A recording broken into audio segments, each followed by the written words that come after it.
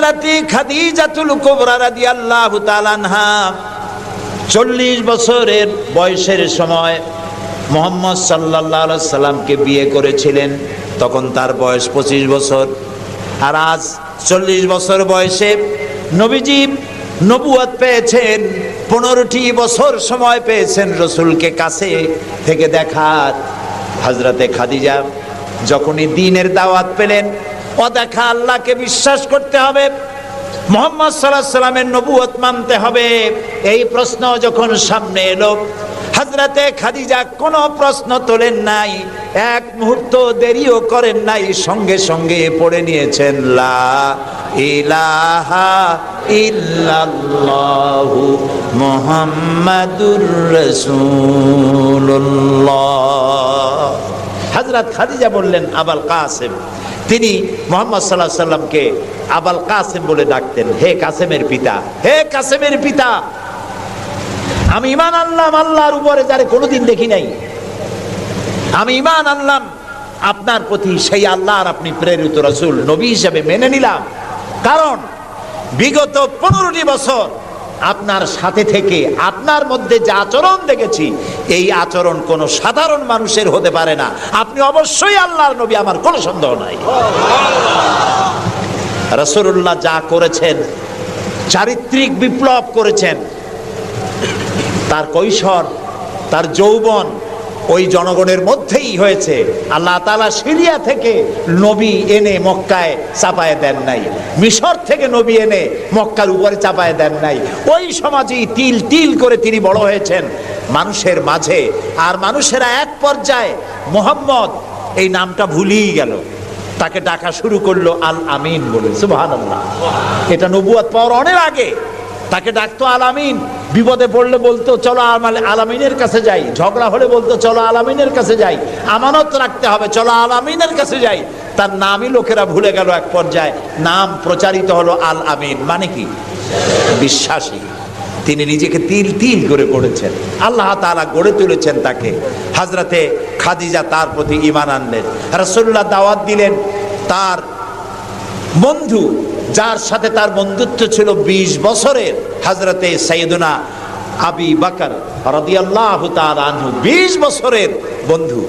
হযরত আবু বকরের কাছে রাসূলুল্লাহ যখন দাওয়াত দিলেন যে আমি আল্লাহ রাসূল, আমার উপর ঈমান আনো, এক আল্লাহর উপর ঈমান আনো, হযরত আবু বকরও এক মুহূর্ত দেরি করেন নাই, বলেছেন আপনি অবশ্যই আল্লাহর নবী, আমার তো কোনো সন্দেহ নাই এর মধ্যে। সুবহানাল্লাহ। রাসূল পাক সাল্লাল্লাহু আলাইহি সাল্লাম এই মক্কি জিন্দেগিতে মানুষদেরকে তৈরি করলেন আল্লাহর ইচ্ছা মাফিক। তিনি দাওয়াত দিলেন একটি, তিনি বললেন ইয়া আইয়ুহান নাস কুলু লা ইলাহা ইল্লাল্লাহ তুফলিহু। হে মানব সকল, পড়ো তোমরা লা ইলাহা ইল্লাল্লাহ। জোরে পড়েন লা ইলাহা ইল্লাল্লাহ, লা ইলাহা ইল্লাল্লাহ। একথা ঘোষণা করে দাও, কোনো ইলাহ নাই, কোনো আইনদাতা নাই, বিধানদাতা নাই, শাসনকর্তা নাই, কেউ নাই ইল্লাল্লাহ, আল্লাহ ছাড়া। এই দাওয়াত যখন তিনি দিলেন, যেই সমাজের লোকেরা তাকে আলামিন বলতো, সেই লোকেরা ফুলের মালা নিয়ে দৌড়ে আসতো নাকি? তারা পাথর নিয়ে ছুটে এলো, কারণ তারা বুঝতো লা ইলাহা ইল্লাল্লাহর মানে কি। লা ইলাহা ইল্লাল্লাহর মানে শুধু কোনো ইলাহ নাই আল্লাহ ছাড়া, মুহাম্মদ সাল্লাল্লাহু আলাইহি ওয়াসাল্লাম আল্লাহর প্রেরিত রাসূল, এই কথাটুকুনো যদি শুধু হইতো তাহলে মার খাওয়া লাগতো না। রাসূলুল্লাহ মার খান নাই, মুসা আলাইহিস সালাম মার খান নাই, ইব্রাহিম আলাইহিস সালাম খান নাই, এমন কোন নবী নাই। 3 জন নবী ছাড়া, কয়জন নবী ছাড়া? 3 জন নবী ছাড়া মার খান নাই, দেশান্তরিত হন নাই, গালিগালাজ শোনেন নাই, ঠাট্টা বিদ্রুপ শোনেন নাই, এমন কোন নবী নাই। কয়জন নবী বাদে? 3 জন। একজন কে? আদম আলাইহিস সালাম। সে সময় কোনো মানুষই নাই, কাজেই তারে বিরক্ত করবে কে? আর ছিলেন নূহ আলাইহিস সালাম। প্রথমে বাধা পাইলেন, পরে যখন বন্যা হয়ে গেল, সব যখন মরে গেল, তখন আর তারে বাধা দেওয়ার মতো কেউ ছিল না। আর একজন ছিলেন হযরতে সুলাইমান আলাইহিস সালাম। হযরত সুলাইমানকে আল্লাহ সারা পৃথিবীর রাজত্ব তার হাতের মুঠায় দিয়ে দিয়েছিলেন, সেই জন্য তার বিরোধিতাকারী কেউ ছিল না। এই 3 জন বাদে ইয়া হাসরাতান আলাল ইবাদ, বান্দার উপর আফসোস, এমন একজন নবী রাসূল পাঠাই নাই যার সাথে সমকালীন যুগের লোকেরা ঠাট্টা করে নাই, বিদ্রুপ করে নাই, মারধর করে নাই। সবাই করেছে। কারণটা কি? কারণ কি? কারণ হলো লা ইলাহা ইল্লাল্লাহর মতো বিপ্লবাত্মক রিভলিউশন সৃষ্টিকারী কথা আকাশের নিচে জমিনের উপরে আর নাই। মানে কি? মানে হচ্ছে লা ইলাহা, কোনো ইলাহা নাই, কোনো আইনদাতা নাই, কোনো বিধানদাতা নাই, কোনো শাসনকর্তা নাই, কোনো হায়াত আর মওতের মালিক কেউ নাই ইল্লাল্লাহ, আল্লাহ ছাড়া। এটি বিপ্লব সৃষ্টিকারী কথা। এই কথা যখন হযরত মুসা আলাইহিস সালাম বলেছিলেন ফেরাউনের সামনে, ফেরাউন তখন বলল, মা আলিমতু লাকুম মিন ইলাহিন গায়রি, আমি তো জানি না যে আমি ছাড়া আরো কোনো ইলাহ আছে, তুমি এক নতুন দাওয়াত নিয়ে আসছো। আনা রাব্বুকুমুল আলা, আমি তো বড় খোদা, আমি তো বড় ইলাহ। আমি এই গত 6 তারিখে মিশর সফর করেছিলাম, আমার জীবনের প্রথম এই মিশর সফর। উদ্দেশ্য ছিল মুসা আলাইহিস সালামের দেশ দেখা, ফেরাউনের দেশ দেখা। সেখানে ফেরাউনকেও অবশেষে দেখে এলাম। ফেরাউন মরে গেছে, কিন্তু তার দেহটাকে আল্লাহ তাআলা রেখে দিয়েছেন। আল্লাহ তাআলা তারে বলেছিলেন যে জায়গায়, যে দরিয়ায় তাকে ডুবানো হয়েছে, সেই বাহার, সেই সমুদ্র দেখে এসেছি। যেখানে আল্লাহ তাআলা মুসা আলাইহিস সালামের সঙ্গে কথা বলেছেন, সে জায়গাও যাওয়ার তৌফিক আল্লাহ তাআলা দিয়েছেন, সে জায়গাও দেখে আসছে। ফেরাউন, তাকে দেখার জন্য মিউজিয়ামের মধ্যে ঢুকলাম। 40 পাউন্ড মিশরীয় মুদ্রা, 40 পাউন্ড লাগলো। এরপরে ওর লাশ দেখার জন্য আরো 70 পাউন্ড লাগবে। পয়সা খরচ করে এই শয়তানটারে দেখতে গেলাম। কারণ আল্লাহ তাআলা বলেছেন, কুল সিরু ফিল আরদ ফানজুরু কাইফা কানা আকিবাতুল মুকাদ্দিবিন, ঘুরে বেড়াও, আমার পৃথিবী ভ্রমণ করো। আল্লাহ তাআলা বলছেন, আমার পৃথিবী ভ্রমণ করো আর দেখো মহাসত্যের অস্বীকারীদের আমি কি পরিণতি করেছি, দেখে আসো। সুবহানাল্লাহ। আমি গিয়ে দেখলাম মিস্টার ফেরাউন শুয়ে আছে, গ্লাসের বক্সের মধ্যে কাপড় দিয়ে জড়ানো, গর্দানটা এরকম চিকন, এতটা লম্বা গর্দান, মুখের মধ্যে দাঁত একটা আছে, হাতে এবং পা, হাত পা বের করা, তাতে কিছু নখ টক আছে এবং মাথায় কিছু চুলও আছে। কয়েক হাজার বছর আগের লাশ। সে যখন ডুবতে ছিল তখন বলতেছিল, আমান্তু, না না, হ্যাঁ, আমান্তু কামা আমানাত বিহি বানু ইসরাইল, আমি ঈমান আনলাম বনি ইসরাইলরা যার উপর ঈমান আনছে, আল্লাহর উপর ঈমান আনছে এটা কিন্তু বললো না। বনি ইসরাইলরা যার উপরে ঈমান এনেছে তার উপরে ঈমান আনলাম। ও আনা মিনাল মুসলিমিন, আল্লাহ আমি তো একজন মুসলমান, আমার আবারও সুবাও কেন? আল্লাহ তাআলা বললেন, আল আন, এখন, ওয়াকাদ আসাইতা কাবলু ওয়া কুনতা মিনাল মুফসিদিন, অথচ তুমি বিদ্রোহ ঘোষণা করেছো আর তুমি সবথেকে বড় সন্ত্রাসী। ও বলছে আনা মিনাল মুসলিমিন, ও বলছে আনা মিনাল মুসলিমিন, আমি তো মুসলমানদের একজন। আল্লাহ কয় ওয়া কুনতা মিনাল মুফসিদিন, তুই তো সন্ত্রাসী, বিপর্যয় সৃষ্টিকারী। আমি তোরে আর শুধু মারবই না, কে বলতেছেন? আমি তোরে শুধু মারবই না, আলিয়াউমা নুনাজ্জিকা বিবাদানিক, আমি তোর দেহটাকে রক্ষা করব। পানিতে তুই পচবি না, মাটিতে পচবি না, পোকায় মাকড়ে তোরে খাবে না, আমি তোরে শুটকি বানায় রাখবো কিয়ামত পর্যন্ত। এই জন্য শুটকি বানায় রাখবো, পৃথিবীতে যত ফেরাউন তোর মতো পৃথিবীতে আসবে, তোরে দেখে যেন শিক্ষা গ্রহণ করতে পারে। আল্লাহ তাআলা ওরে শুটকি বানায় রাখছে। তারপরে দেখলাম বহায়রা কারুন, কারুন অস্বীকার করেছিল মুসা আলাইহিস সালামকে। তার বিশাল সম্পদ, 55,000 একর জমির উপরে ছিল তার বাড়িঘর আর সম্পদ, আহরিত সম্পদ। তার সিন্ধুকের চাবিগুলি বহন করত শত শত উটে। এখন চিন্তা করেন কত সম্পদের মালিক। মুসা আলাইহিস সালাম যখন তার কাছে যাকাতের দাবি করলেন, ঈমানের দাবি করলেন, তখন মুসা আলাইহিস সালামের উপরে বহতান, তাকে লাঞ্ছিত করলো। তাকে দুর্নাম অপবাদ দিল। মুসা আলাইহিস সালাম আল্লাহর কাছে গজব চাইলেন, আল্লাহ তাআলা তারে গজব দিলেন। 55,000 একর সম্পত্তি, বাড়িঘর, আর সে নিজে শুদ্ধ মাটির নিচে আল্লাহ গরক করে দিলেন। এখন বিরাট হ্রদে পরিণত হয়ে গেছে। তারপরে যখন আমি দাঁড়ালাম, দেখতে পেলাম সমুদ্রের মতো কোনো কুল কিনারা নাই, কোনো কুল কিনারা নাই। তার সম্পদ শুদ্ধ আল্লাহ তাআলা রেখেছেন।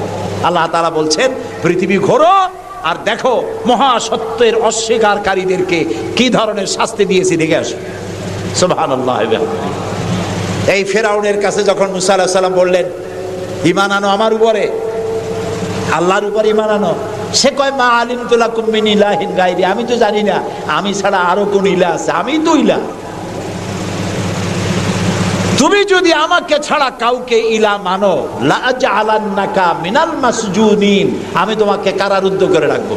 মুসা আলাইহিস সালাম কয়, তুই কারে জেলের ভয় দেখাও? আমি তো আল্লাহর পয়গম্বর, আমি তো তোমার জেলের পরোয়া করি না। সুবহানাল্লাহ ওয়া বিহামদিহি। মুসা আলাইহিস সালামকে কে পাঠাইছে ফেরাউনের কাছে? কে পাঠাইছেন? আল্লাহ তাআলা নিজে পাঠাইছেন। আল্লাহ তাআলা বলছেন, হে মুসা, আমি তোমাকে আমার জন্য বানাইছি। সুবহানাল্লাহ। ওয়া নাখতারতুকা ফাসতামি' লিমা ইউহা। এখন শোনো আমি তোমারে কি বলি। ইযহাব ইলা ফিরআউনা ইন্নাহু তাগা। ফেরাউনের কাছে যাও, সে সীমা লঙ্ঘন করেছে, তার কাছে দ্বীনের দাওয়াত দাও। মুসা আলাইহিস সালাম বলেন, আল্লাহ, আমি তো কথা বলতে কি একটু তোতলা ভাব, আমি তো কথা ভালো করে বলতে পারি না। রব্বিশরাহ লি সাদরি ওয়া ইয়াসসির লি আমরি ওয়াহলুল উকদাতাম মিন লিসানি ইয়াফকাহু কাওলি। আল্লাহ তাআলা আমার সিনাটারে খুলে দাও, আমার বক্তব্যকে স্পষ্ট করে দাও, আমি যা বলি তা যেন মানুষ বোঝে সুযোগ করে দাও। হারুনা আখিসদুদ বিহি আজরি ওয়া আশরিকহু ফি আমরি, আর আমার ভাই হারুনকে আমার সহযোগী করে দাও। সুবহানাল্লাহ ওয়া বিহামদিহি। তিনি আল্লাহর দাওয়াত দিলেন। এই দাওয়াত দিতে গিয়ে হযরত মুসা আক্রান্ত হয়েছেন, ইব্রাহিম আলাইহিস সালাম আক্রান্ত হয়েছেন, নবী করিম সাল্লাল্লাহু আলাইহি ওয়াসাল্লাম আক্রান্ত হয়েছেন। আবু জাহেল, আবু লাহাব, উতবা, শাইবা, মুগীরা সবাই মিলে বলেছে আবু তালেবের কাছে মুহাম্মদ সাল্লাল্লাহু আলাইহি ওয়াসাল্লামকে বলুন যেন লা ইলাহা ইল্লাল্লাহর দাওয়াতটা না দেয়। এই দাওয়াতটা যদি না দেয়, যত বড় সুন্দরী মেয়ে উনি পছন্দ করবেন তার সাথে বিয়ে দিয়ে দেব। টাকা চাই, সোনা চাই, সব দেব। নেতৃত্ব চাই, তাও দেব। আল্লাহর নবীর কাছে এই প্রস্তাব যখন এলো, নবীজি বললেন, আমার চাচা, আপনি ওদেরকে শোনায় দেন। ওদের পক্ষে যেটা দেওয়া সম্ভব সেটা তো দেওয়া দূরের কথা, যেটা দেওয়া সম্ভব নয় তাও যদি ওরা আমাকে দিতে পারে, আকাশের সূর্যটা এনে যদি আমার ডান হাতে উঠায় দেয়, আর আকাশের পূর্ণিমার চাঁদটা যদি আমার বাম হাতে উঠায় দেয়, এর বিনিময়ে আমি মুহাম্মদুর রাসূলুল্লাহ সাল্লাল্লাহু আলাইহি ওয়াসাল্লাম এক মুহূর্তের জন্য তাওহীদের দাওয়াতকে বন্ধ করে দেব না। নবী করিম সাল্লাল্লাহু আলাইহি ওয়াসাল্লাম মক্কি জিন্দেগিতে মানুষের কাছে কালেমার দাওয়াত পৌঁছালেন। আর মূল লক্ষ্য হচ্ছে পৃথিবী কার? বলেন, পৃথিবী কার? আইন চলবে কার? আল্লাহর। সেই আইন প্রতিষ্ঠা করার জন্য একা একা করা যাবে না, একটা জনগোষ্ঠী তৈরি করা দরকার, একটা দক্ষ জনশক্তি তৈরি করা দরকার, যারা দেশ পরিচালনার যোগ্য। এরকম লোক রাসূলুল্লাহ মক্কির জীবনে 13 বছরে দক্ষ একটা জনগোষ্ঠী তৈরি করে ফেললেন। সুবহানাল্লাহ। দেখছেন দক্ষ কারে কয়? আবু বকর, ওমর, ওসমান, আলী, খাব্বাব, খুবাইব, আমের, তালহা, জুবাইর, আবু উবাইদা ইবনুল জাররাহ রিদওয়ানুল্লাহ তাআলা আলাইহিম আজমাইন। এই সব লোক তৈরি হয়ে গেল। সুবহানাল্লাহ। এই সব লোক তৈরি হয়ে যাওয়ার পর যে উদ্দেশ্যে রসুলকে পাঠানো হয়েছিল সেই উদ্দেশ্য এখন কার্যকরী হচ্ছে। আমরা তো উল্টোপাল্টা কাম করি।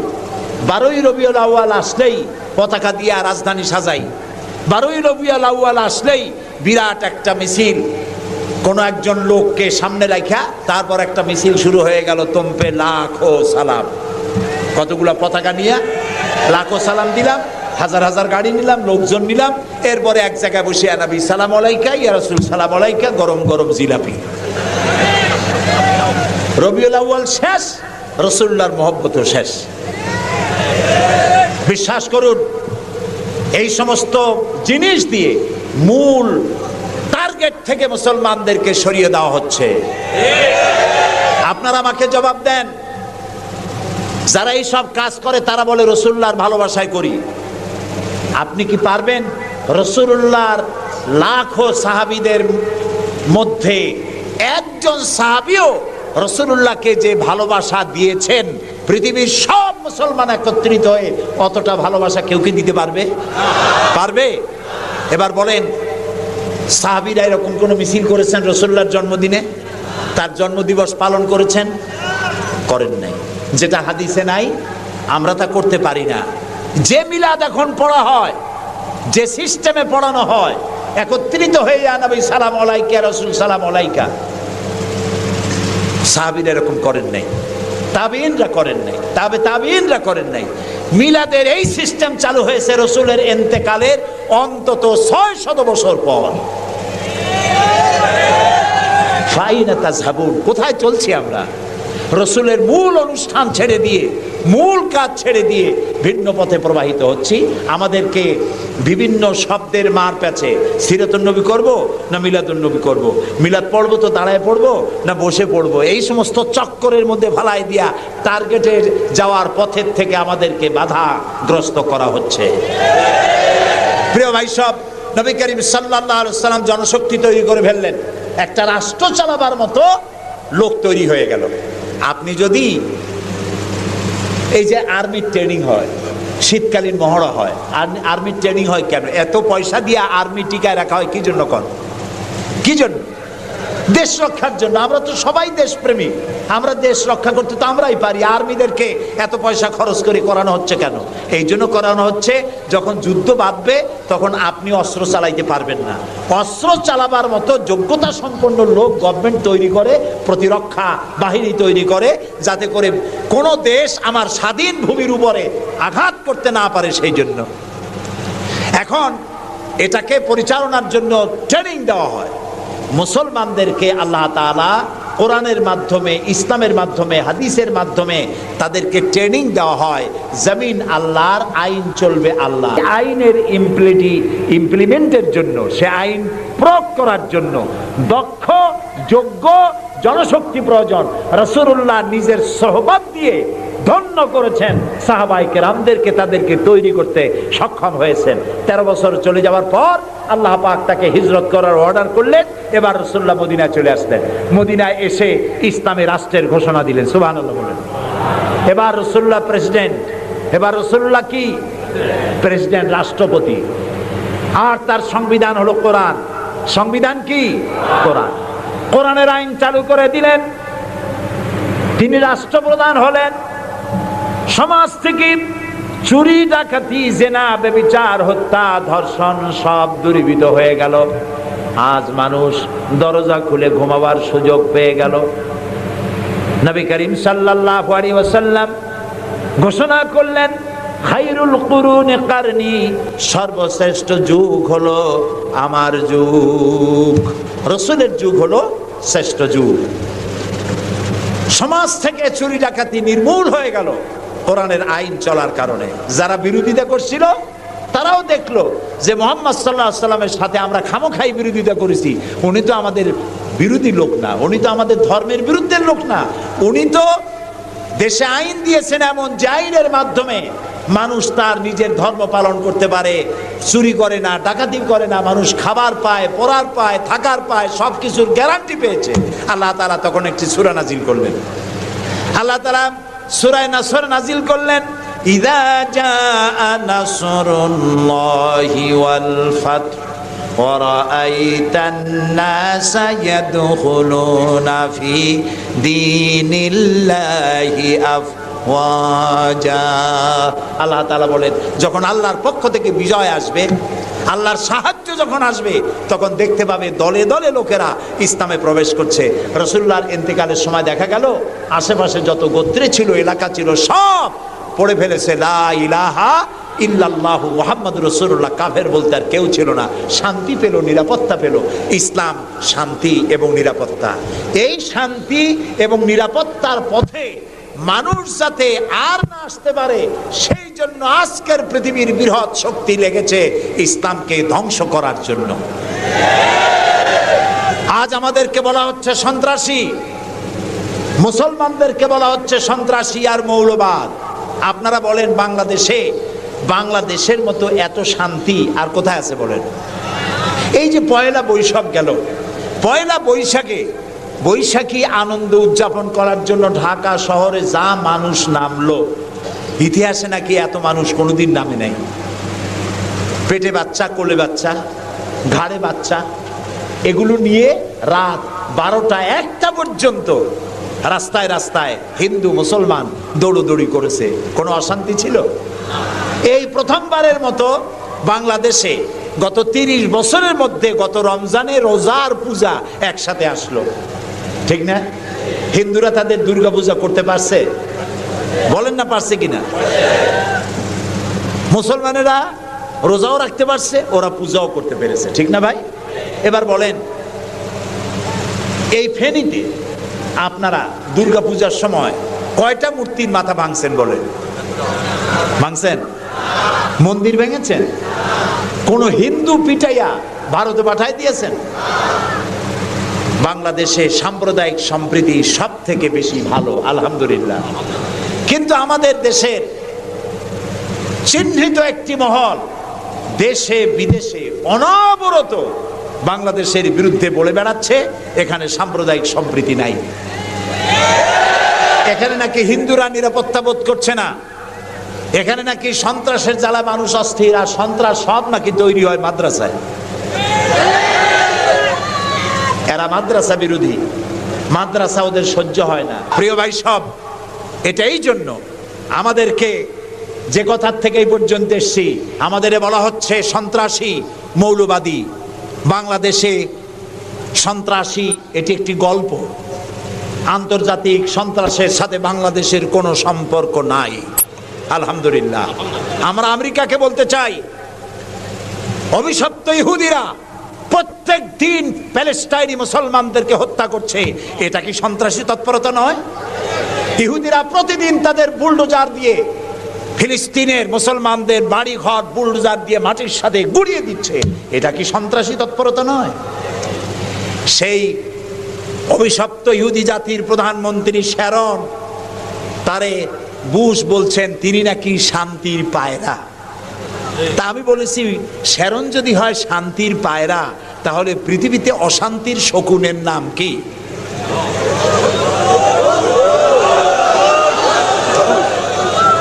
আপনাদের ফতোয়াই কার্যকরী হোক। আল্লাহ আছেন, আল্লাহ আছেন। ও তো ভালো, ফেরাউন ওর থেকে শক্তিশালী ছিল, নমরুদ ওর থেকে শক্তিশালী ছিল। ফেরাউনরে চুবাইয়া আল্লাহ শেষ করছে, নমরুদরে জুতা দিয়ে পিটাই আল্লাহ বিদায় করে দিছে, ঠিক না? সেই আল্লাহ আছে কিনা? জোরে বলেন, আছে। তবে ওয়ামাকারু ওয়ামাকারাল্লাহ ওয়াল্লাহু খায়রুল মাকিরিন। আল্লাহর কৌশল, আল্লাহ সব থেকে বড় কৌশলী। ও বলতেছে মুসলমান শেষ করে দেবে, কলে কলে সব শেষ করবে, মুসলমান ইসলামের রাষ্ট্র শেষ করে দেবে। আল্লাহ তাআলা তার ঘরের মধ্যে মুসা আলাইহিস সালামের মারার চেষ্টা করছিল না ফেরাউন? একটা পুরুষও বাঁচতে দেবে না, সব মেয়ে লোক জিন্দা রাখবো, মেয়ে লোক সব মারিয়ে ফেলবো, এরকম বলছিল না? সেই জায়গায় আল্লাহ মুসারে বানাইছেন কিনা? লালিত পালিত করছেন কোথায়? ফেরাউনের ঘরের মধ্যে। যে বুশ দুনিয়া থেকে ইসলাম আর মুসলিমদেরকে মিটাতে চান, সেই বুশের ঘরের মধ্যে আল্লাহ তাআলা ইসলাম ঢুকাই দিছে। উনি লাগছেন ইসলাম রে শিকল কাটার জন্য, মেয়ে লোকরে মসজিদের ইমামতি করার জন্য। কারা কি করতেছে আমরা বুঝি, আমরাও ভাত খাই। আমার জাতি মদ খাইয়া চোখ লাল করে না, আল্লাহর মেহেরবানি। তোমার জাতি করে। আমেরিকায় মেন্টাল হসপিটালের রুগী সব থেকে বেশি, পাগল বেশি দুনিয়ার সব জায়গায়। দুনিয়ার সবচাইতে বেশি পাগল কোন দেশে? আমেরিকায়। কারণ ওদের ব্রোকেন ফ্যামিলি, যৌথ পরিবার না, স্বামী স্ত্রী বিশ্বাস করে না, স্ত্রী স্বামীরে বিশ্বাস করে না, বাপ ছেলেরে স্নেহ করে না, ছেলে মায়ের ভক্তি করে না। অশান্তির জ্বালায় মাথার চুল চতুর্দিক দিয়ে কাটিয়া মাথার উপরে তালপট্টির দ্বীপ বানায় রাখে। কেউ বা মাথার চুল ছোট ছোট করে কাটিয়া পিছনের দিকে বাসার নাম্বার, মোবাইল নাম্বার লিখে রাখে। আমি দেখে কইছি, শয়তানে যদি দেখে, শয়তান খালি কানবে আর বলবে যে আমি শয়তান হয়েছিলাম কি কাজে। এইটা তো খাড়া শয়তান। শান্তি নাই, অশান্তির দাবানল জ্বলছে গোটা আমেরিকা জুড়ে। ওরা মুসলমানদের ঐতিহ্য ধ্বংস করার জন্যে একটা কোথার থেকে শয়তান মহিলা এনে মসজিদের ইমামতি করেছে। আর ওর পেছনে যারা নামাজ পড়ছে সেগুলো সব বেনামাজি, কোনো নামাজি না। আর যিনি ইমামতি করেছেন পত্রিকা এসেছে তার নাকি স্বামী ছাড়াই একটা বাচ্চাও হয়েছে। এই হলো ইমাম। যে জাতের ইমাম সেই জাতের মুয়াজ্জিন, সেই জাতের মুক্তাদি। প্রিয় ভাই সব, 9/11 পরে ওই জাতির মধ্যে চিন্তা হয়েছিল যে মুসলমানেরা নাকি বোমা মারে সব জায়গায়। পত্রপত্রিকা আসছে মুসলমানরা বোমা মারছে। তো মুসলমানরা এই আধুনিক বোমা বানাবার শক্তি পায় কোথায়? নিশ্চয়ই কোরআন শরীফ আছে। এই কোরআন শরীফ পড়া শুরু করলো। কোরআন শরীফ পড়িয়া তারা দেখতে পেল যে এর মধ্যে তো বোমা বানাবার কথা নাই, বরং সন্ত্রাসের বিরুদ্ধে বক্তব্য আছে। সন্ত্রাসীদের কি শাস্তি হবে তাও সূরা মায়েদার মধ্যে আল্লাহ বলে দিয়েছেন। এখন কোরআন শরীফ পড়ে পড়ে অবস্থা এই হয়েছে, প্রত্যেক বছর আমেরিকায় 20 থেকে 25 হাজার আমেরিকান সাদা খ্রিস্টান ইসলাম কবুল করে মুসলমান হয়ে যাচ্ছে। ঠেকাইতে পারবে না ইসলামকে। ইসলাম হলো সূর্যের মতো, এদিক দিয়ে ডুবে দেখা যায় পশ্চিম দিক দিয়ে ডুবে গেছে, আর বুঝি উঠবে না। সকালবেলা দেখে পূব দিক দিয়ে কি হয়েছে, উদিত হয়ে গেছে, আবার ওদিকে ডুবলো, এদিক দিয়ে উঠলো। ইসলামও এইরকম। মনে হয় ইরাকে ইসলাম শেষ, আফগানে শেষ হয়ে গেল, আল্লাহ তাআলা আবার ফিলিস্তিন দিয়ে উঠায় দেবে, বাংলাদেশ দিয়ে উঠায় দেবে, কাশ্মীর থেকে উঠায় দেবে। ইসলাম রে নিবাইতে পারবে না। ইউরিদুনা লিইউতফিউ নূরাল্লাহি বিআফওয়াহিহিম আল্লাহু মুতিম্মু নূরিহি। মুখের ফু দিয়ে ইসলামকে নিবানো যাবে না। এটা কার? ইসলাম কার? আল্লাহ তাআলা। সেই জন্য আমরা চাই ইসলামকে মানুষকে বুঝায়া, মানুষকে আস্তে আস্তে ইসলামের দিকে নিয়ে আসা। আল্লাহ তাআলা আমাদেরকে সেই তৌফিক দান করুন, আমরা বলি আমিন। আমার জন্য যদি কোনো বুলেট এর উপরে আমার নাম লেখা থাকে, পৃথিবীর সমস্ত মানুষ আমাকে পাহারা দিয়ে সেই বুলেট থেকে আমাকে রক্ষা করতে পারবে না। আর যদি কোনো বুলেটে আমার নাম লেখা না থাকে, সারা পৃথিবীর সমস্ত মানুষ বৃষ্টির মতো গুলি বর্ষণ করলেও একটি গুলিও আমাকে বিদ্ধ করতে পারবে না। এটার নাম হলো ঈমান। এটার নাম কি? এই ঈমান পেলাম কোথায়? কোথায় পেলাম? কোরআন শরীফে। কোথায় পেয়েছি? আল্লাহ রাব্বুল আলামিন বলেন, ওয়ামা হুম বিদররিনা বিহি মিন আহাদিন ইল্লা বিইজনিল্লাহ। একথা সুস্পষ্ট, আল্লাহর অনুমতি ব্যতিরেকে বান্দার কোনো ক্ষতি সাধন কেউ করতে পারে না। জোরে বলেন সুবহানাল্লাহ। কেউ কারো কোনো ক্ষতি করতে পারবে না। যেটা ক্ষতি যদি কিছু থাকে কিসমতে, ওটা তো মুকদ্দার ছিল, তকদির ছিল, সেটাই হবে, এর বাইরে কিছুই হবে না। সুতরাং মুমিন ব্যক্তি সে সাহসী হবে। সে কখনো চিন্তা করবে না মৃত্যুর ভয়ের। উদ্দেশ্য হাসিলের জন্য হয় শরীরের পতন, না হয় মন্ত্রের সাধন। Do or die. সে আল্লাহর জন্য তার জীবন দিতে প্রস্তুত থাকবে। কারণ আল্লাহ রাব্বুল আলামিন বলেছেন, ইন্নাল্লাহা আশতারা মিনাল মুমিনিনা আনফুসাহুম ওয়া আমওয়ালাহুম বিআন্না লাহুমুল জান্নাহ। আল্লাহ পাক বলেন, আমি আমার মুমিনের জান আর মালকে আমি খরিদ করে নিয়েছি, বিনিময়ে আমার বান্দাকে আমার জান্নাত দান করে দিয়েছি। জোরে কোন সুবহানাল্লাহ। মুমিনের জান আর মালকে নিয়েছেন, বিনিময় কি দিবেন? জান্নাত দান করে দিবেন। এটা হলো মুমিনদের আল্লাহর প্রতি ঈমান আনার জন্য 3 নম্বরের কোয়ালিটি। 4th নম্বরে আল্লাহর উপর ঈমান আনলে 4 নম্বরের যে ফায়দাটা, সে ফায়দা হচ্ছে আশাবাদ এবং মানসিক প্রশান্তি। আল্লাহর প্রতি একটা নির্ভরতা এবং আশার সৃষ্টি হয়ে যায়। সে কখনো নিরাশ হয় না। কারণ একটা মানুষ পাপ করলো, চুরি করেছে, ডাকাতি করেছে, জেনা করেছে, হত্যা করেছে, শয়তানি করেছে, বদমাশি করেছে, সব করেছে। এখন শয়তান তাকে ওয়াসওয়াসা দিতে পারে। সেই জন্য আল্লাহ রাব্বুল আলামিন বলেছেন, লা তাকনাতু মির রাহমাতিল্লাহ। বান্দারে, আমার রহমত থেকে নিরাশ হয়ে যেও না। আল্লাহর রহমত। বান্দা তোমার গুনাহ কতটুকু? তোমার গুনাহ যদি হয় পাহাড় সমান, আমার রহমত আকাশ সমান। তোমার গুনাহ যদি হয়ে যায় আকাশ সমান, তাহলে আমার রহমত তো আমার আরশে আজিমকে ছাড়াই গেছে। সুবহানাল্লাহ, সুবহানাল্লাহ বলুন। সুতরাং মুমিন বান্দার এই আশা থাকে। গুনাহ মানুষে করেই, গুনাহ করা স্বাভাবিক। আল্লাহ পাক বলেছেন যে ব্যক্তি গুনাহ করে আর এরপরে আমার কাছে মাপ চায়, আমি তাকে ক্ষমা করে দেই, মাফ করে দিই। সুবহানাল্লাহ। সুতরাং ইমানদার লোকদের আশা হয়, দুরারোগ্য ব্যাধি তাকে ধরেছে, সে হতাশ হবে না, মরে যাওয়ার জন্য প্রতীক্ষায় সে সময় গুনবে না, বরং তার মনের মধ্যে আশার সঞ্চার হবে, আমার রোগ আল্লাহ ভালো করে দিতে পারেন না? আমাদের জাতির পিতা কি নাম কি? হযরত ইব্রাহিম আলাইহিস সালাম। কোরআন শরীফের ভিতরে তার কথা আল্লাহ পাক কোট করে দিয়েছেন। আমাদের জাতির পিতা হযরত ইব্রাহিম আলাইহিস সালাম বলেছেন, আল্লাযী খালাকানি ফাহুয়া ইয়াহদিন। আল্লাহ তিনি আমাকে সৃষ্টি করেছেন, তিনি আমাকে রাস্তা দেখান। ওয়াল্লাযী হুয়া ইউতঈমুনি ওয়া ইয়াসকিন। আর আমি যখন ক্ষুধার্ত হই তিনি আমাকে খাওয়ান, যখন তৃষ্ণার্ত হই তিনি আমাকে পান করান। ওয়া ইযা মারিতু ফাহুয়া ইয়াশফিন। আর যখন আমি অসুস্থ হই, রোগাক্রান্ত হই, আল্লাহ রাব্বুল আলামিন তখন আমাকে রোগ মুক্ত করে দেন। সুবহানাল্লাহ। আমার অসুখ হলে কে রোগ মুক্ত করেন? সুতরাং দীর্ঘস্থায়ী কোন রোগ হয়েছে, মুমিন হতাশ হবে না, মুমিন হতাশ হবে না। হতাশ হয় কেবলমাত্র কাফের। হতাশ হয় কে? মুমিন কখনো হতাশ হয় না।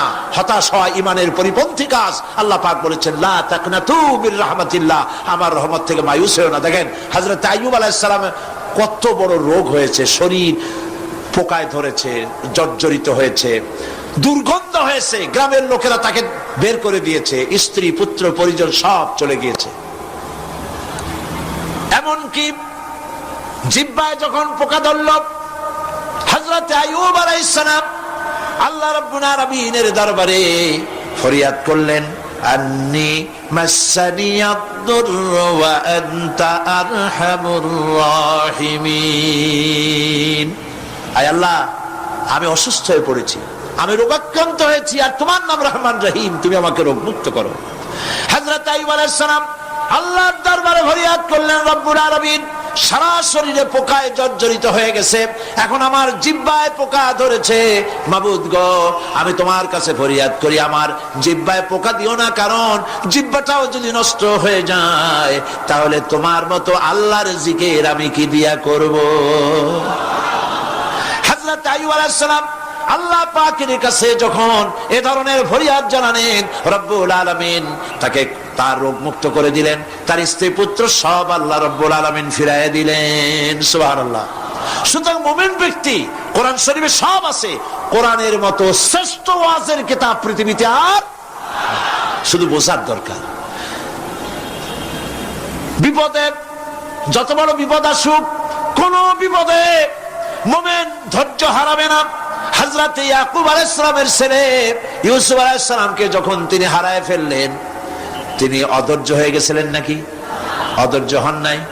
কারণ আমি আমার বক্তৃতার সূচনায় বলেছি, আমরা কল্যাণ বুঝি না, অকল্যাণও বুঝি না। কোন বিপদ আসতে পরে আমরা হয়রান হয়ে যাই, কিন্তু বিপদের মধ্যে কল্যাণ আছে আমরা তা বুঝতে পারি না। কথা বুঝে আসছে? হযরত ইউসুফ আলাইহিস সালামকে কুয়ার ভিতরে ফেলে দেওয়া হলো। 11 ভাই মনে করেছে কুয়ার ভিতরে ফেলে দিয়া ইউসুফ আলাইহিস সালামকে মেরে ফেললাম, কিন্তু তারা বোঝে নাই আসল কামটা কি হয়েছে। এটা তো কুয়া নয়, এটা একটা টানেল, এটা একটা সুড়ঙ্গ। একদিকে কেনান হলো তার এক মুখ, ওই সুড়ঙ্গের এক মুখ হলো কেনানের। কেনান ইউসুফ আলাইহিস সালামকে ফেলে দেওয়া হলো কুয়ার ভিতরে মারার জন্যে, কিন্তু আল্লাহ পাকের ইচ্ছা ইউসুফ আলাইহিস সালাম মরবে না। এই টানেলের অপর প্রান্ত মিশরের সিংহাসনের টানেলের এপার দিয়া ইউসুফ আলাইহিস সালামকে ঢুকালেন, অপর প্রান্তে মিশরের সিংহাসনে ইউসুফকে আল্লাহ বসায়া দিলেন। হযরত ইয়াকুব ছেলের জন্য অধৈর্য হলেন না।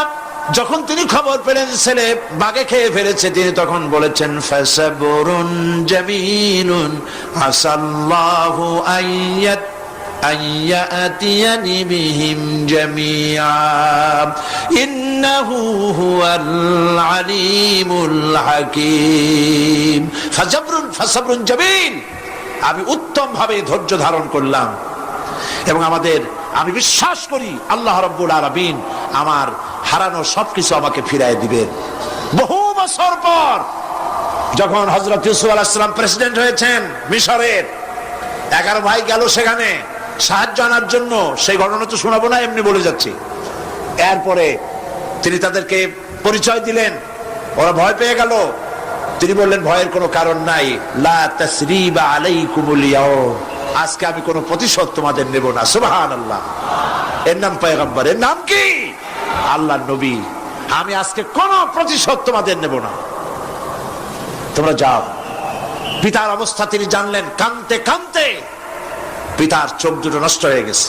ইয়াকুব আলাইহিস সালাম, হযরত ইউসুফ আলাইহিস সালাম বললেন যাও।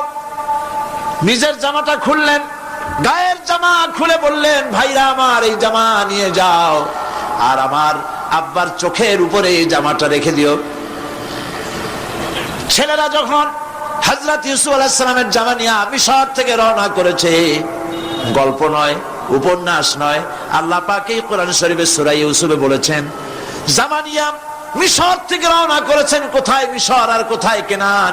কেনানে বসে হযরত ইয়াকুব আলাইহিস সালাম বলছেন তোমরা যদি আমাকে মতিভ্রম পাগল যদি মনে না করো তাহলে একটা কথা বলি, আমার নাকে এখন আমি ইউসুফের গন্ধ পেতেছি। তোমরা যদি আমাকে মতিভ্রম না করো তাহলে আমি বলি আমি কিন্তু ইউসুফের গন্ধ পেতেছি। সুবহানাল্লাহ। হযরত ইউসুফ আলাইহিস সালামের জামা এনে ভাইরা যখন হযরত ইউসুফের চোখের উপরে রেখে দিলেন, হযরত ইয়াকুবের দুটো চোখ সাথে সাথে আল্লাহ ভালো করে দিলেন। ফাসবরুন জামিল, ধৈর্য ধরো। ঈমানদার ব্যক্তি আশার উপরে তার জীবন বাঁচে, কারণ যত বড় বিপদ আসুক না কেন আশ্রয় পাওয়ার একটা জায়গা আছে, তার নাম হলো আল্লাহ। নাম কি? বলেন আল্লাহ। সবাই বলেন আল্লাহ আল্লাহ আল্লাহ আল্লাহ। হযরত ইউনূস আলাইহিস সালাম মাছটাকে গিলে ফেলে দিল, মাছটাকে গিলে মাটির অতল তলদেশে চলে গেছে। এত বড় বিপদ পৃথিবীর কোন মানুষের হতে পারে নাকি? বলেন, কি বলেন? মাছের পেটের ভিতরে জানালা নাই, দরজা নাই, বেরোবার কোনো পথ নাই, মাছ গেছে পানির অতল তলদেশ। আল্লাহ পাক কোরআন শরীফের ভিতরে মানুষকে শোনান, আল্লাহ ওয়াজ করছেন। সুবহানাল্লাহ বলেন। আল্লাহ পৃথিবীর মানুষকে ওয়াজ করছেন, দুনিয়ার মানুষকে শোনান। আমার ইউনূস তো ধৈর্য হারা হয় নাই। ওয়াযান্নুন ইয যাহাবা মুগাদিবান ফাযান্না আন লান নাকদিরা আলাইহি ফানাদা ফিয যুলুমাতি আন লা ইলাহা ইল্লা আনতা সুবহানাকা ইন্নী কুনতু মিনাজ জালিমিন। ফানাদা ফিয যুলুমাত, জামায়ে কাসীর, ত্রিবিধ অন্ধকারের ভেতর থেকে হযরত ইউনূস আলাইহিস সালাম চিৎকার মারলেন। মাছের পেটের অন্ধকার, পানির অন্ধকার, রাতের অন্ধকার, ত্রিবিধ অন্ধকারের ভেতর দিয়ে মাছের পেটের মধ্য দিয়ে ইউনূস আলাইহিস সালাম চিৎকার মারলেন। অধৈর্য হন নাই, হার্ট ফেল করেন নাই।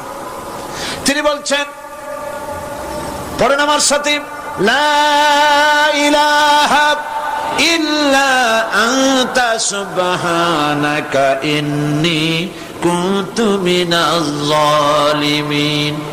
তুমি ছাড়া কোনো ইলাহ নাই, কোনো উপাস্য নাই, মাবুদ নাই।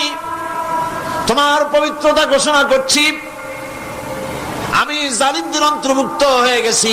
ইউনূস আলাইহিস সালাম যখন কাঁদতেছিলেন, আল্লাহ রাব্বুল আলামিন সেই কান্না শুনেছিলেন কিনা? বলেন, শুনছিলেন কিনা? শুনতে পেয়েছিলেন কিনা?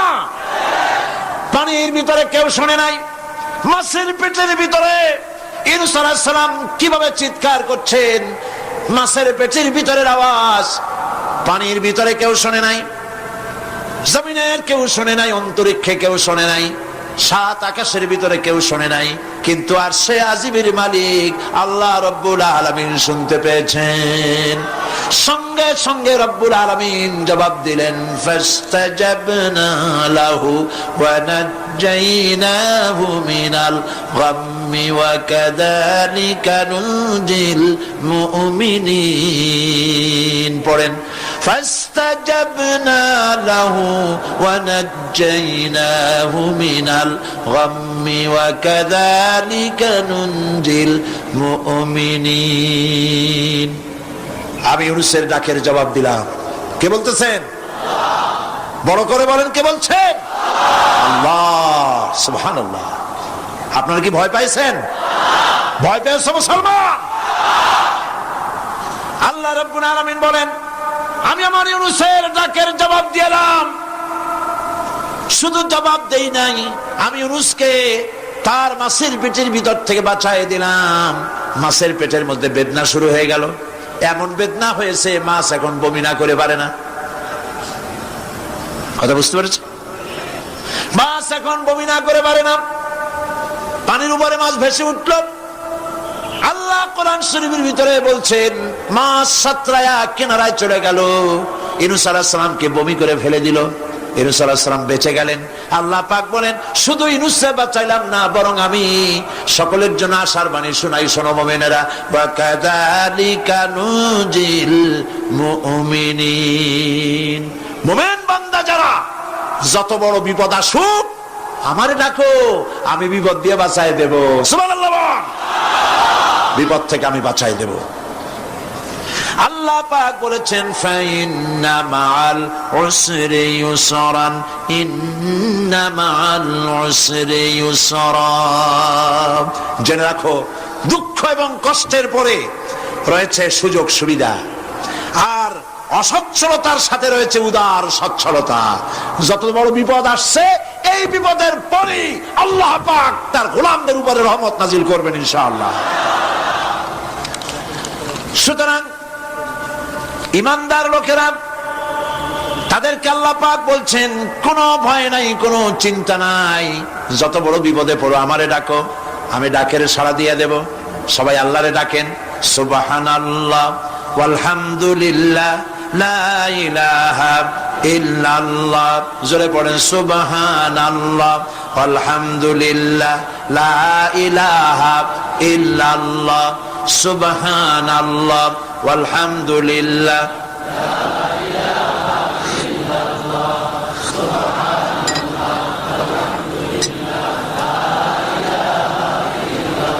লা ইলাহা ইল্লাল্লাহু মুহাম্মাদুর রাসূলুল্লাহ। আল্লাহর উপরে ঈমান আনলে যত ফায়দা হয়, এত ফায়দা দুনিয়ায় কোথাও নাই। সুবহানাল্লাহ। আল্লাহর উপর ঈমান আনার ৫ম নম্বরের ফায়দা কয়টা বলছি? 5টা বলছি। আপনাদের অসুবিধা হচ্ছে নাকি? তাড়াতাড়ি শেষ করতেছি। 6টা বলবো, 6টা বলবো। এ হলো 5ম নম্বর। তারপর আমরা দোয়া করব।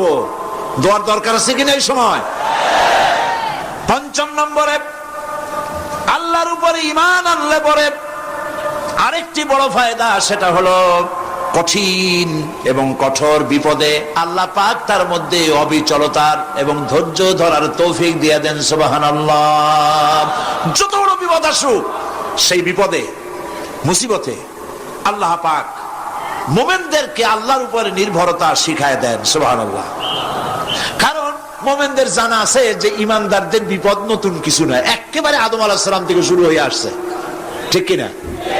আদম আলাইহিস সালামের বিপদ হয় নাই? আদম আলাইহিস সালামের বিপদ কি? শয়তান। তার বিপদ কি? শয়তান ছিল বিপদ। প্রত্যেক নবীর সময়ই মানুষেরা নবীদের কষ্ট দিয়েছে, তাই নাই? বিশ্বকবি ইকবাল বলেছেন, সতীজা কা রহা হ্যায় अज़ल से तायम रोज, सतीजा का रहा है अज़ल से तायम रोज, चरागे मुस्तफा भी से शरारे बुलहबीस।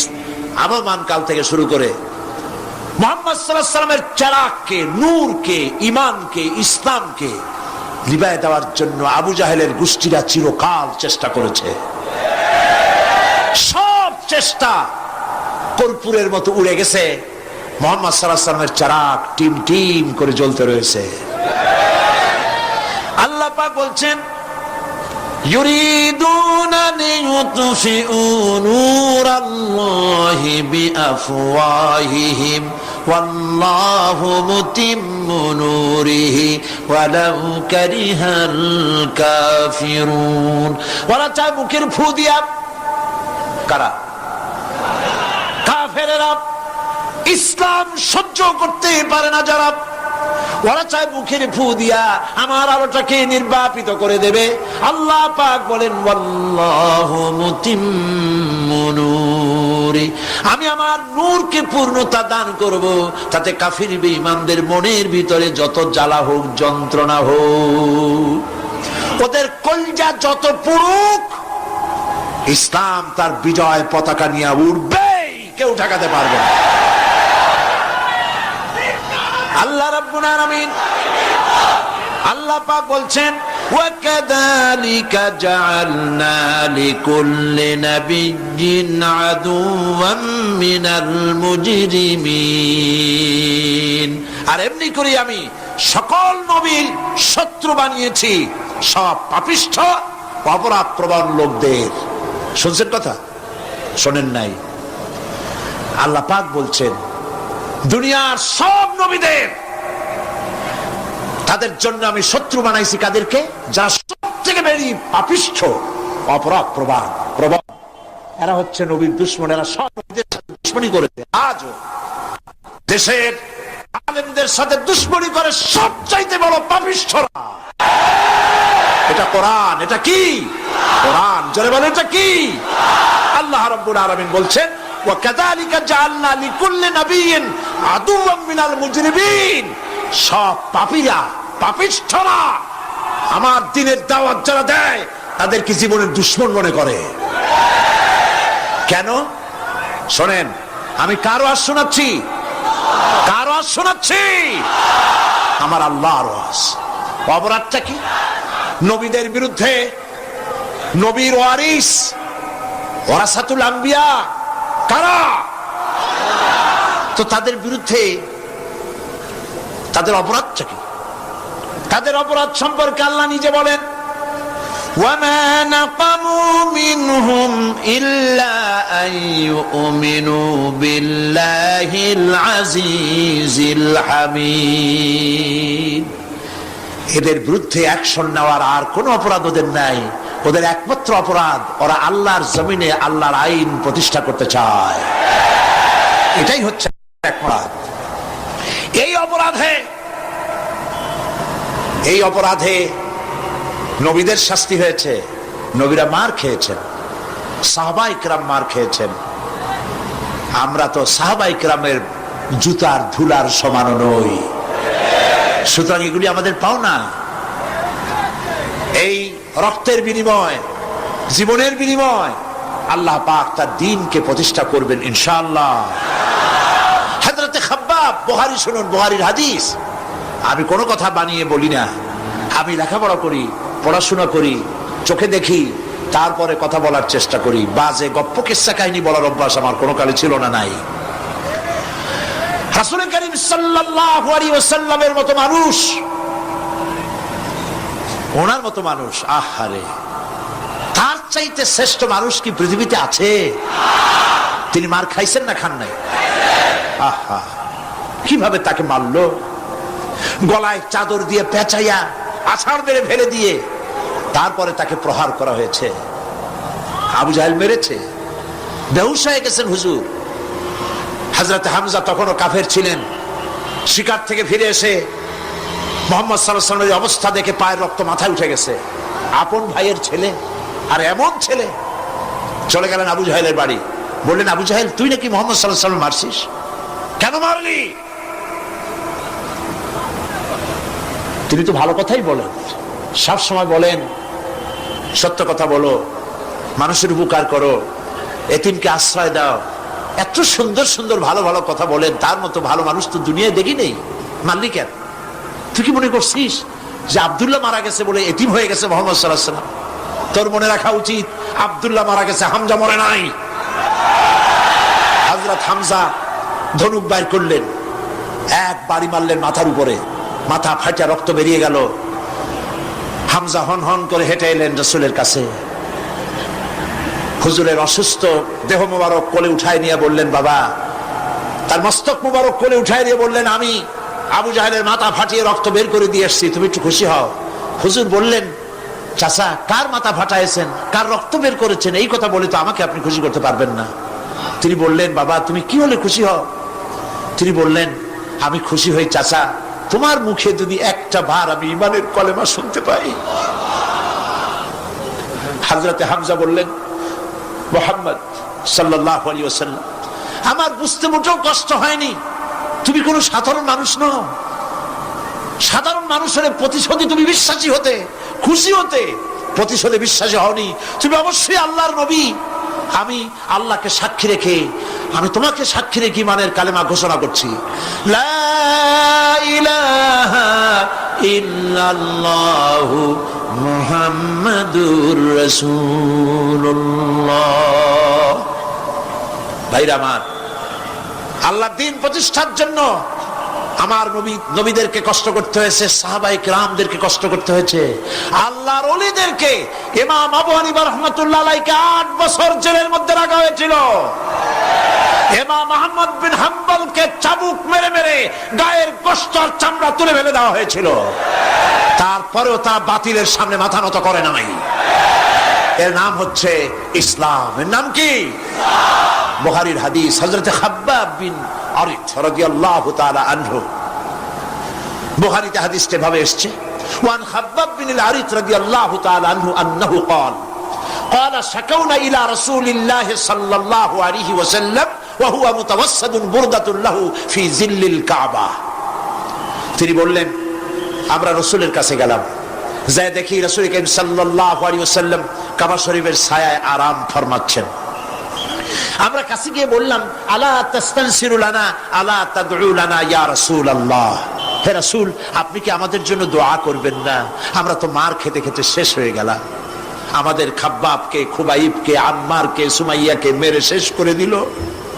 আর আমাদেরকে না খাওয়ায় রাখে, সারা রাত খেতে দেয় না, ঘুমাতে দেয় না। তারা আমাদের বেলালকে মেরে মেরে রক্তাক্ত করে উত্তপ্ত মরুভূমির উপরে চিৎ করে শোয়ায়, বুকের উপরে পাথর চাপা দিয়ে রেখেছে। ওরা সাহাবায়ে কেরামদেরকে মারতেছে, না খাওয়ায় রাখতেছে। হুজুর, আপনি কি আল্লাহর কাছে দোয়া করবেন না? এখনো কি দোয়ার সময় আসে নাই? হাদিস শরীফে এসেছে, হুজুর সাল্লাল্লাহু আলাইহি ওয়াসাল্লাম উঠে বসলেন, বললেন, ও খাব্বাব, তোমাদের আগে এই পৃথিবীতে যারা দ্বীনের দাওয়াত নিয়ে এসেছিলেন, সমকালীন রাষ্ট্র শক্তি তাদেরকে ধরত, ফায়ুহাজুর রাজুলু ফায়ুহফারু লাহু ফিল আরদ, তাদেরকে ধরে তাদের জন্য কবর খনন করা হতো, জীবিত মানুষের জন্য। ফায়ুজালু ফিহা, এরপরে সেই গর্তের ভিতরে তার কোমর পর্যন্ত গেড়ে দেওয়া হতো। সুম্মা ইউতা বিল মানশার, এরপরে করাত আনা হতো। ফায়ুদাউ আলা রাসিহি, এরপরে সেই করাত তার মাথার উপরে রাখা হতো। ফায়ুজআলু নিসফাইন, করাত দিয়া ঘষে ঘষে চিরে চিরে জীবিত মানুষকে দ্বিখণ্ডিত করে ফেলে দেওয়া হতো। মা ইয়াসুদ্দুহু যালিকা আন দীনিহি, এত কষ্ট দেওয়ার পরেও আল্লাহর গোলামদেরকে এক চুল জায়গা দিন থেকে সরায় দেওয়া যায় নাই। ওয়াল্লাহি ওয়াল্লাহি, ও খাব্বাব, আমি আল্লাহর নামে কসম করি, লাইউতাম্মান্নাল্লাহু হাযাল আমরা হাত্তা ইয়াসিরু রাকিবু মিন সানআ ইলা হাদরামাউত। আমি আমার আল্লাহর নামে কসম করি। কে কসম করছেন? সুবহানাল্লাহ বলবেন না? রাসূলুল্লাহ কসম করছেন, আমি কসম করি আল্লাহর, সেদিন বেশি দূরে নয়, যেদিন ইয়েমেনের রাজধানী সানা থেকে শুরু করে হাজরামাউত পর্যন্ত হাজার হাজার মাইল সওদাগরেরা তাদের পণ্য নিয়ে, মহিলারা তাদের সৌন্দর্যের পসরা নিয়ে একাকিনী অথবা দলবদ্ধভাবে যাতায়াত করবে মরুভূমির উপর দিয়ে। লা ইয়াখাফু ইল্লাল্লাহ, আল্লাহ ছাড়া তাদের অন্তঃকরণে কোনো ভয় থাকবে না। ওয়ালাকিন্নাকুম তাস্তাজিলুন, তোমরা বড্ড তাড়াহুড়ো করছো, অপেক্ষা করো, সেরকম সময় আসবে। রাসূল করিম সাল্লাল্লাহু আলাইহি সাল্লাম সেরকমের সময় দিতে পেরেছিলেন নাকি পারেন নাই? পেরেছিলেন কিনা? সেজন্য রক্ত দিতে হয়েছে, সেজন্য মার খেতে হয়েছে, সেজন্য জেলে যেতে হয়েছে। রাসূল করিম সাল্লাল্লাহু আলাইহি সাল্লামকে, জেল তো নতুন কিছু নয়। ইউসুফ আলাইহিস সালাম জেলে থাকেন নাই? জেলে থাকেন নাই? থেকেছে। রাসূল করিম সাল্লাল্লাহু আলাইহি সাল্লাম জেলে ছিলেন না? সেই জেল এরকমের দেওয়ালে ঘেরা জেল নয়, পাহাড়ে ঘেরা, চতুর্দিক থেকে পাহাড়ে ঘেরা শিয়াবে আবি তালেব 3 বছর। কতদিন? টানা 3 বছর। রাসূল, তার সাহাবী, তাদের স্ত্রীরা, বাচ্চা বাচ্চা ছেলেবেলেরা 3 বছরের মধ্যে সরকার ঘোষণা করেছে এদের সঙ্গে কথা বলবে না, বাজার ঘাটে যেতে পারবে না, কেনা বেচা করতে পারবে না, সামাজিক বয়কট। সামাজিক ভাবে বয়কট করে রেখেছে। সাথে যা ছিল খাবারগুলি শেষ হয়ে গেছে। তারপরে উট ছিল, ভেড়া ছিল, খাইয়ে শেষ হয়ে গেছে।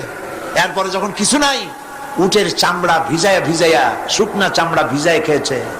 যুবকেরা ক্ষুধার যন্ত্রণায় বাবলা গাছের পাতাগুলি চাবায়ে খাইতে গিয়া কাটা ফুটে জিহ্বা থেকে রক্ত পড়েছে। বাচ্চা ছেলেপেলেগুলি মায়ের বুকে দুধ পায় নাই, না পায়া বাচ্চারা চিৎকার করে উঠেছে। এই চিৎকার, ক্ষুধার জ্বালার এই চিৎকারের আওয়াজ শুনে কাফেরেরা চতুর্দিকে অট্ট হাসিতে ফেটে পড়েছে।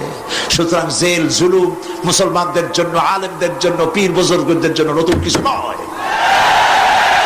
এই জুলম, এই অত্যাচারের পরেই আল্লাহ পাকের দ্বীন কায়েম হয়েছিল মদিনায়। রাসূলুল্লাহ বলেছিলেন, খায়রুল কুরুনি কারনি, সর্বশ্রেষ্ঠ যুগ আমার যুগ। বন্ধুগণ, আল্লাহর উপর ঈমান আনলে মানুষের ভিতরে এ ধরনের অবিচলতা আসে, বিপদে ধৈর্য ধরার হিম্মত পয়দা হয়ে যায়। সুবহানাল্লাহ বলো। মুসা আলাইহিস সালাম কে?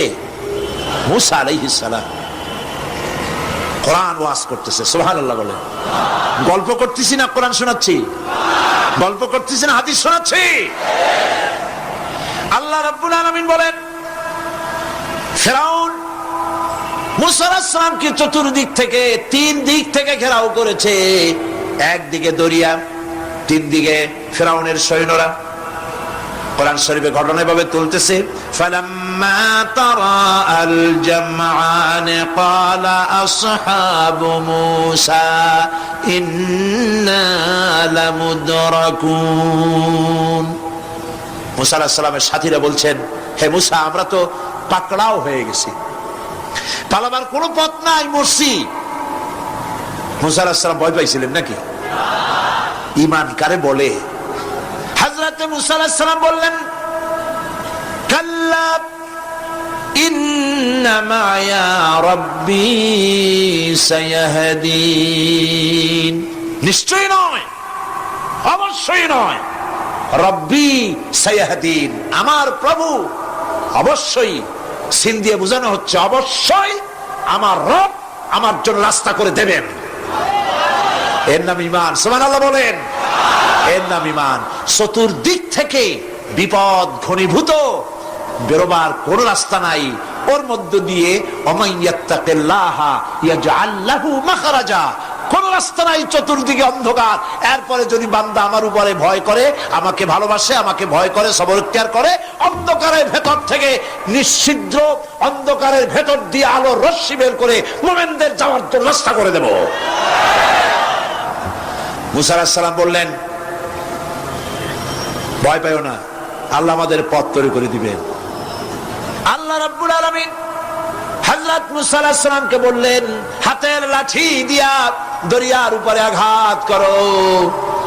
মুসা আলাইহিস সালাম আঘাত করলেন। রাস্তা দরকার ছিল একটার। মুসা আলাইহিস সালামের এক আঘাতে রব্বুল আলামিন দরিয়ার ভিতরে মুসা আলাইহিস সালাম এবং তার সাথী সঙ্গীদের পারাপারের জন্য 12টা রাস্তা পয়দা করে দিলেন। গল্প না কোরআন। রাস্তা তৈরি হয়ে গেল 12টা, সব পার হয়ে গেল। ফিরআউন তার দলবল নিয়ে আসছে।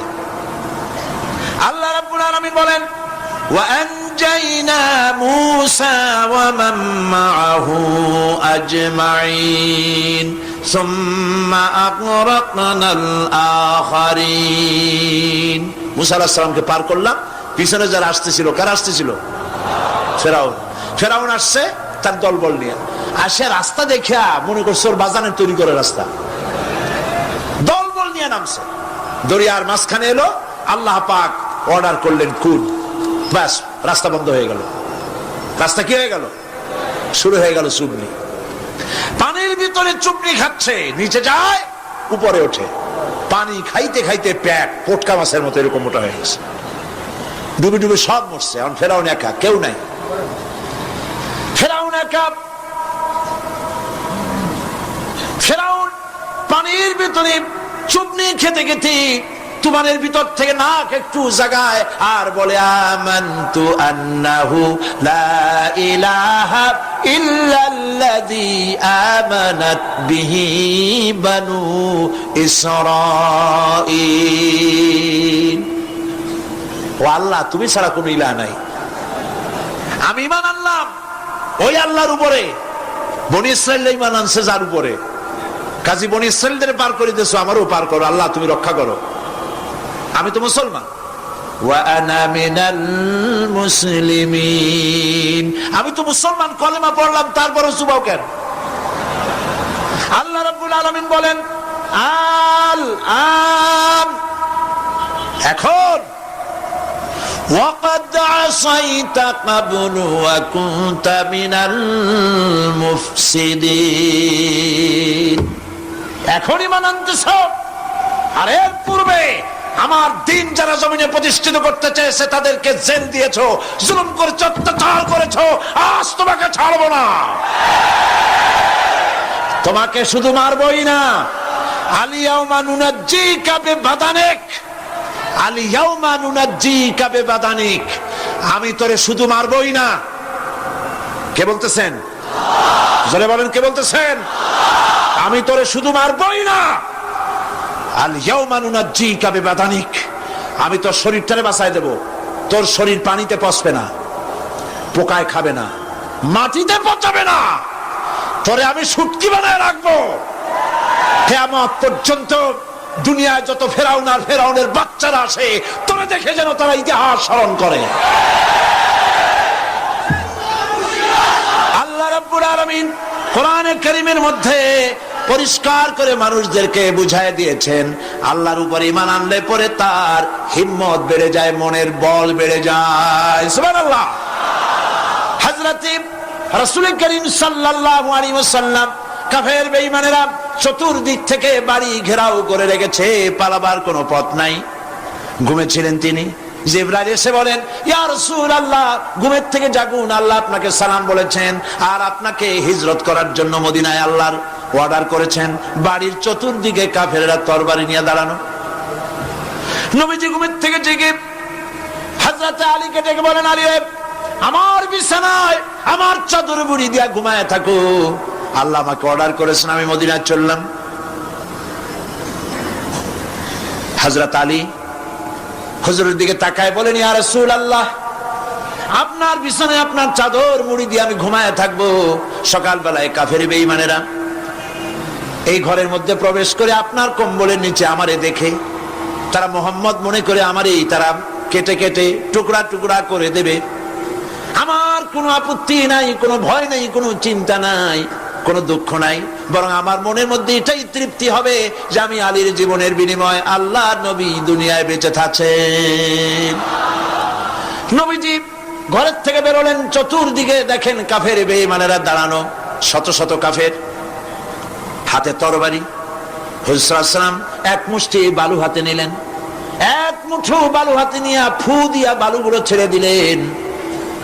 ঘরের চতুর্দিকে যত কাফের ছিল সবগুলির চোখের মধ্যে বালি ঢুকে গেছে। চোখের মধ্যে যদি বালি ঢোকে তাহলে কি মজা লাগে না? দুই হাত দিয়া সমানে ঘষা শুরু করছে কাফেরেরা, দুই চোখ আঙ্গুল দিয়া ঘষাঘষি করছে। এই ফাঁক দিয়া নবীজি বেরিয়ে গেলেন, একটা কাফেরও দেখে নাই নবী কোথায় গেলে। আল্লাহ পাক পরবর্তী সময় নবীজিকে শোনায় দিলেন, ওয়ামা রামাইতা ইয রামাইতা ওয়ালাকিন্নাল্লাহ রামা। নবী আপনি নিক্ষেপ করেন নাই, যখন আপনি নিক্ষেপ করছিলেন আপনি তো শুধু ধুলাগুলো ধরে এমনি ছাড়ছেন, ঘরের চতুর্দিকে সমস্ত কাফেরদের চোখে বালি পৌঁছে দেওয়ার দায়িত্ব আমার কুদরত গ্রহণ করেছিল। নবীজি হযরত আবু বকরের বাড়িতে এলেন, দরজায় দাঁড়িয়ে নক করেছেন, ভেতর থেকে আওয়াজ এলো। হুজুর বললেন, ইয়া আবু বকর। হযরত আবু বকর পিছন থেকে দরজার মধ্য থেকে ঘরের মধ্য থেকে জবাব দিলেন, লাব্বাইকা ওয়া সাদাইকা ইয়া রাসূলুল্লাহ। হুজুর প্রশ্ন করলেন, আবু বকর, গভীর রাত্রে জিবরাইল আমারে ঘুম থেকে জাগাইলো, তোমারে জাগাইলো কে? এক ডাকে উঠলা কেমনে? হযরত আবু বকর বলেন, ইয়া রাসূলুল্লাহ, আপনি আমারে নিয়ে হিজরত করবেন বলেছিলেন, আমি চিন্তা করেছি না জানি কত রাত্রে নবীজি আসেন, আর আমার দরজায় দাঁড়ায়া নবীজি আমারে ডাকবেন, আমি থাকবো শুয়া, বেয়াদবি হয়ে যাবে। এই জন্য বিছানায় না ঘুমায়া আপনার পবিত্র জবানের ডাক শোনার জন্য এত রাত ধরে এই দরজার সঙ্গে দাঁড়ায়া দাঁড়ায়া ঘুমাইতেছিলাম। নবীজি হযরত আবু বকর রাদিয়াল্লাহু তাআলা আনহুকে সঙ্গে করে নিয়া মদিনার পথ পরিহার করে মেসফালার মধ্য দিয়ে, যারা হজে গেছেন দেখে আসছেন, মেসফালা জাবালে কেদোয়া, মেসফালার উপর দিয়া জাবালে কেদোয়ার উপর দিয়া আরো একটা পাহাড় পাড়ি দিয়া জাবালে সুরে চড়ে গেলেন। সন্ধ্যা হয়ে গেল, ফজর হয়ে কি বলে ফজরের রক্ত হয়ে গেল। হযরত আবু বকর বলেন, ইয়া রাসূলুল্লাহ, পালাবার উপায় নাই, ধরা পড়ে যাব, তাড়াতাড়ি চলেন গুহার মধ্যে ঢুকি। তবে পাহাড়ে গুহা, সাপ থাকতে পারে, বিচ্ছু থাকতে পারে, আমি আগে ঢুকি, কোনো বিপদ হয় আমার উপরে হয়ে যাক, আল্লাহর নবী সুস্থ থাকুক।